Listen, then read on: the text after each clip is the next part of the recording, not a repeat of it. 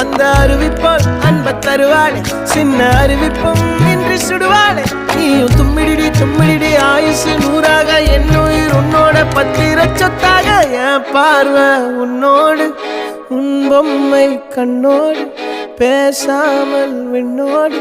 நாம் மிதந்து போவோம் காதாரா அடியானாலும் நான் தாங்க மாறோடு